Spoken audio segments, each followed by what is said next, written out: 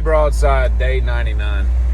There is just about nothing more difficult and impossible to do with any act of precision than to tear out a tile floor so that you can reconfigure a bathroom and then retile and match the grout. You can match the tile all day long as long as you got some extra, but that grout gets a little tricky when you don't know what was used the first part.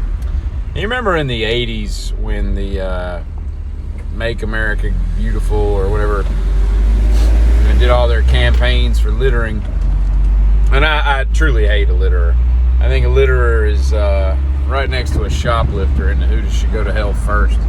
But people that litter should just be deported to some place that no one wants to live. And in the 80s, you know, they had the Indian crying, you know, the solemn tear because he's, you know, arrived on his native shore and there's just litter as far as the eye can see. And I agree with that Indian. However, the weird part of that story is that Indian was played by a dude named Iron Eyes Cody, who died a while back. And it was discovered after he died that he was Sicilian. He was never an Indian. He was like Italian, okay? But getting back to my point, I think that we should pitchforks and torches run down people that litter. I mean, think about when you get down to like the most basic level, it's just, I don't care about anybody else's stuff. I'm just too lazy to throw this away on my own.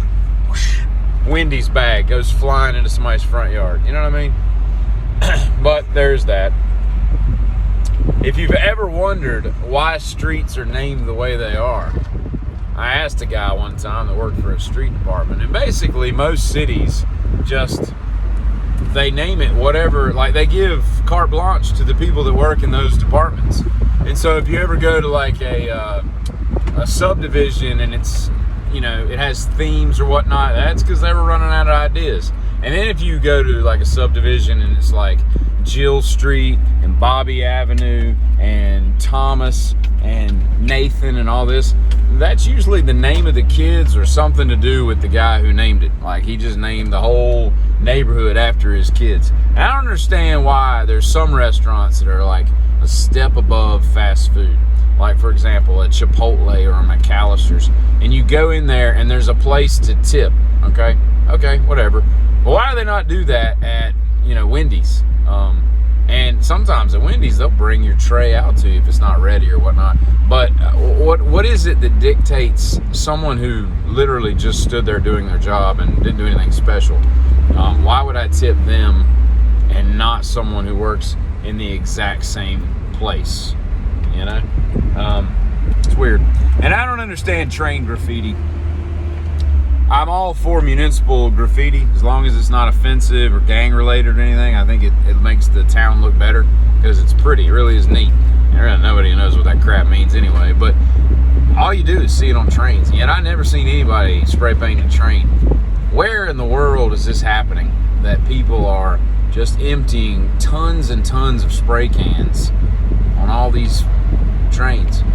And it's kind of like personalized plates that no one understands. You know, if you own a Viper, you know, and your tag is Venom and it's got like 4 M's, okay, we get it. All right, Viper, Snake, Venom, okay, we get it.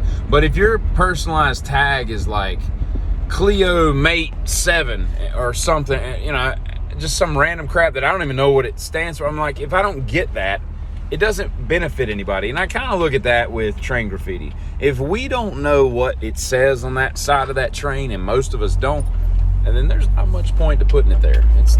There's just not, you're not getting anything out of that. You're just satisfying yourself. And maybe that's what it's all about. Maybe graffiti is about satisfying yourself. Good day.